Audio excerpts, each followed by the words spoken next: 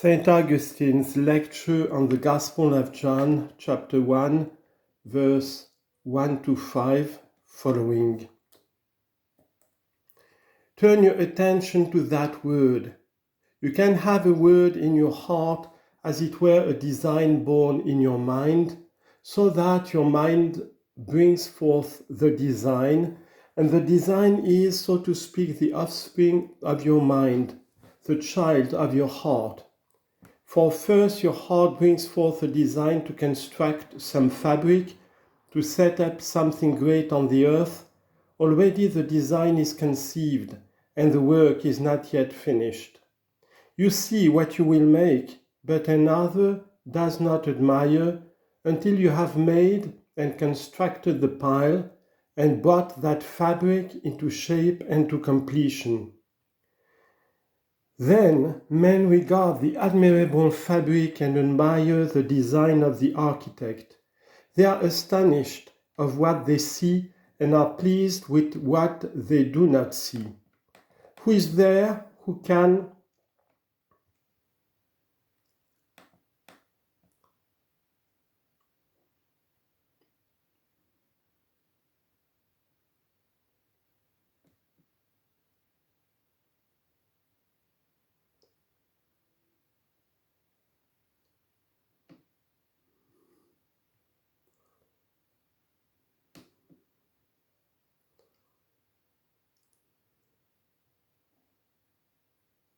Who is there who can see a design?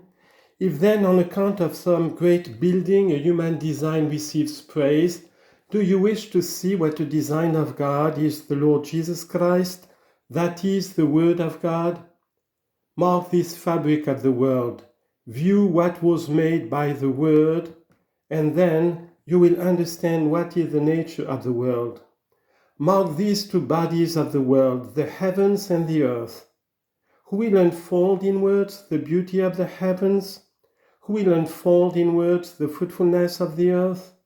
Who will worthily extol the changes of the seasons? Who will worthily extol the power of seeds?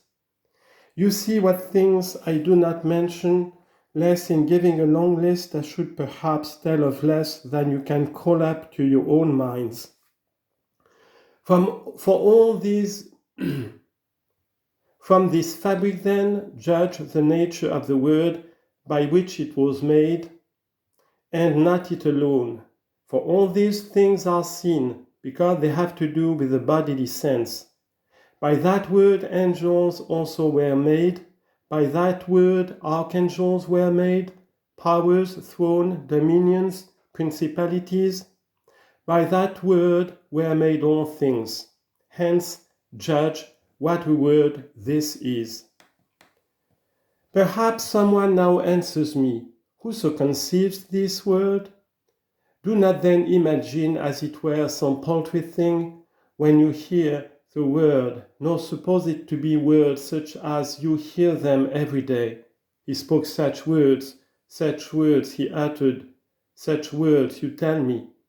For by constant repetition the term word has become, so to speak, worthless. And when you hear in the beginning was the word, lest you should imagine something worthless, such as you have been accustomed to think of, when you were wont to listen to human words, hearken to what you must think of, the word was God. Now some unbelieving Aryan may come forth and say that the word of God was made. How can it be that the word of God was made, when God by the word made all things? If the word of God was itself also made, by what other word was it made? But if you say that there is a word of the word, I say that by which it was made is itself the only Son of God. But if you do not say there is a word of the word, allow that was not made by which all things were made. For that by which all things were made could not be made by itself. Believe the evangelist then, for he might have said, in the beginning God made the Word, even as Moses said, in the beginning God made the heavens and the earth, and enumerates all things thus, God said, let it be made, and it was made. Genesis chapter 1. If said, who said? God. And what was made? Some creature. Between the speaking of God and the making of the creature, what was there by which it was made but the word? For God said, let it be made, and it was made. This word is unchangeable, although changeable things are made by it. The word itself is unchangeable.